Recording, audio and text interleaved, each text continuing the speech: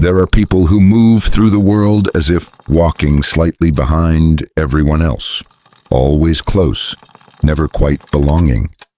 They sit at the table, speak when spoken to, laugh at the right time, but feel something invisible between themselves and the rest of the room. A thin distance, a quiet difference.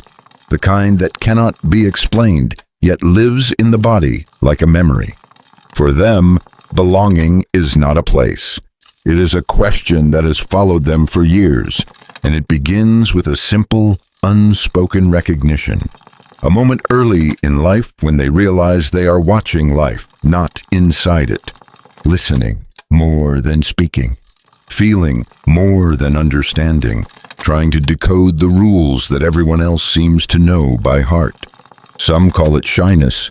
Some call it introversion. But the truth is softer and more complicated. It is the story of people who learned long ago that the world can feel safer when observed from the edges. Recognition comes first. The quiet noticing that something about them doesn't quite fit the rhythm of their surroundings. Not wrong, just different, the kind of different that rarely has a name. Sometimes it starts in childhood. A home where emotions were loud, unpredictable, or ignored. A schoolyard where the rules of friendship felt confusing. A family where they were loved, but not understood in the way they needed. Their young mind learned early that connection was something to be earned, not given. That acceptance required performance. That authenticity carried risk. From these beginnings, a pattern forms, not deliberately, not consciously. A soft rewiring shaped by experience. The child who felt misunderstood grows into an adult who scans every room before entering it, who listens for tone, who watches faces, who measures their words so carefully that conversations feel like tests. They don't want to say the wrong thing. They don't want to take up space they were never sure they deserved. Deep inside, they carry a belief. To belong, they must not be too much, or too strange, or too emotional, or too quiet. So they smooth the edges of their personality. They shrink the volume of their presence. They build a life around invisibility, even when a part of them longs to be seen. To understand this psychological pattern, one must look at the brain's natural instinct for safety. Humans are wired to belong. Isolation once meant danger, so the mind learned to protect connection at all costs. But when belonging feels conditional or uncertain, the nervous system adapts. It becomes hyper-aware, highly attuned, sensitive to cues others barely notice. Psychologists call this hypervigilance, a constant monitoring of the environment, searching for signs of rejection or misunderstanding. Not because the person is dramatic, but because at some point in their life, connection truly did feel unsafe or unpredictable. This heightened sensitivity can look like intuition, or empathy, or wisdom, and in many ways, it is. People who feel like outsiders everywhere often develop an extraordinary ability to read emotions, to understand subtle dynamics, to sense tension before anyone else. But this ability comes with a cost.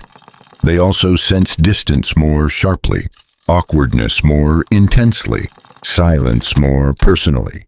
Their brain fills in the spaces between words with assumptions shaped by past experience. A delayed text becomes a sign of annoyance. A brief pause in conversation becomes disapproval. A neutral expression becomes rejection.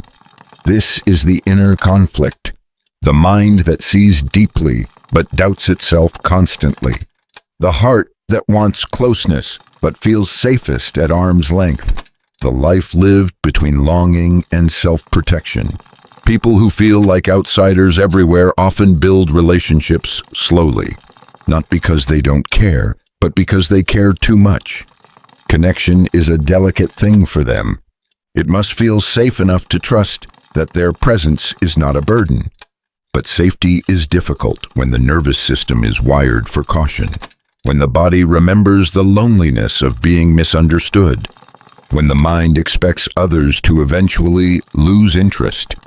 This creates a paradox. They fear being alone, yet they also fear being known. To be known means being seen, and being seen has never felt entirely safe. The turning point often comes quietly. Not a dramatic moment, but a slow realization that being an outsider is not a flaw. It is a perspective, a vantage point, a way of moving through the world with depth and sensitivity. Many of the world's most reflective people carry this feeling. Artists, thinkers, observers of life who stand slightly apart so they can see the full picture. But the deeper realization comes when they understand that their sense of outsiderness is less about the world and more about the stories they once had to tell themselves to survive it. Stories like, "People won't understand me. My presence is too much. I don't fit anywhere. If I show my real self, I will be rejected." These narratives were formed when they were too young to question them, and they stayed because they felt familiar, not because they were true. Healing doesn't happen through force, or sudden confidence, or changing one's personality.